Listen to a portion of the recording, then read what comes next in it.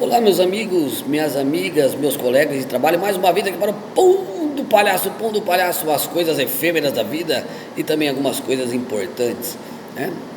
Hoje eu quero discutir o seguinte: algumas pessoas no Brasil hoje acreditam que são mais patriotas do que outras, né? Só porque eu uso bandeira do Brasil, só porque eu uso camiseta verde e amarela, eu sou mais patriota do que outros, né? Ou também, olha, vou valorizar tudo que é produto nacional, né? Ou seja, há um sequestro dos símbolos nacionais, de alguns símbolos, por uma parte da sociedade sobre a outra, né? E se você não utilizar o verde e amarelo, você não é patriota. Minha pátria nunca será vermelha. Mas o problema todo é o seguinte: não é só essa questão patriótica, o patriotismo, ele, no Brasil, ele é muito efêmero, né? Ele é como o pum do palhaço, ele é efêmero, né? Ele solta aquilo ali, você fica entusiasmado naquele momento, mas você não sente, na verdade, aquilo que você tá se propondo a fazer, né? O sentimento nacionalista, ele não é criado de uma hora para outra, né? Você não tem como fabricar cidadãos, porque dentro de democracias modernas e dentro de um país estabelecido, uma civilização estabelecida, nós temos o reconhecimento dos pares como cidadãos portadores de direitos e alguma coisa que nos liga, né? Segundo Ernest Renan, que vai falar em 1882 sobre o que é uma nação, né? Que pode ser um pouquinho a gente desvendar esse sentimento nacionalista. Ele vai dizer assim, lá em 1882, vai dizer assim: o homem não é escravo nem de sua raça, nem de sua língua, nem de sua religião, nem dos cursos dos rios, nem da direção das cadeias de montanhas. Um grande agrupamento de homens, de espírito sadio e corações ardorosos, cria uma consciência moral que se chama de nação.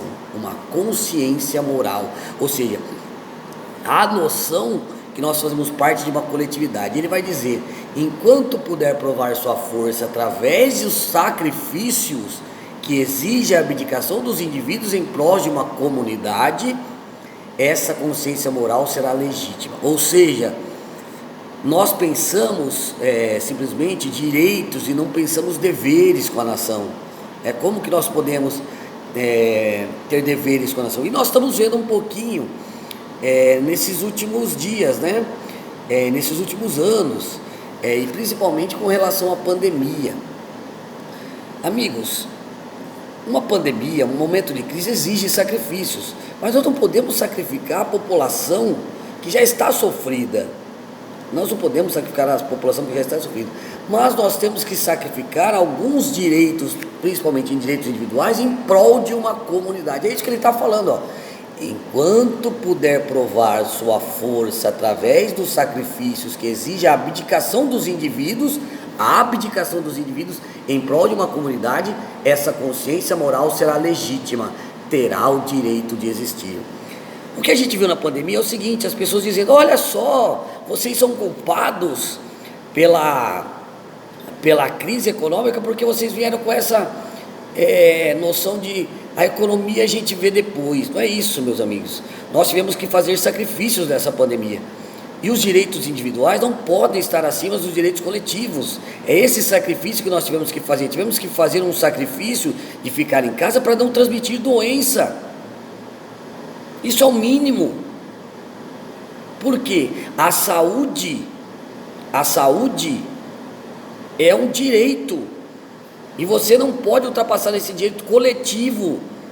Ficar em casa em um determinado momento era um dever coletivo, era um sacrifício que deveríamos fazer para não proliferar a doença.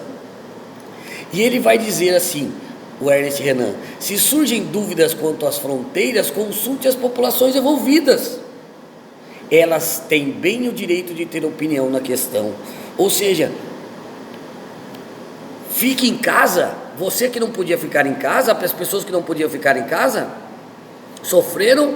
Então o governo deveria ter feito Uma medida para as pessoas pudessem ficar em casa é a economia. A economia não parou. A economia do Brasil não parou. Nós, professores, nos adaptamos, as escolas se adaptaram. As empresas se adaptaram, as pessoas foram trabalhar em home office.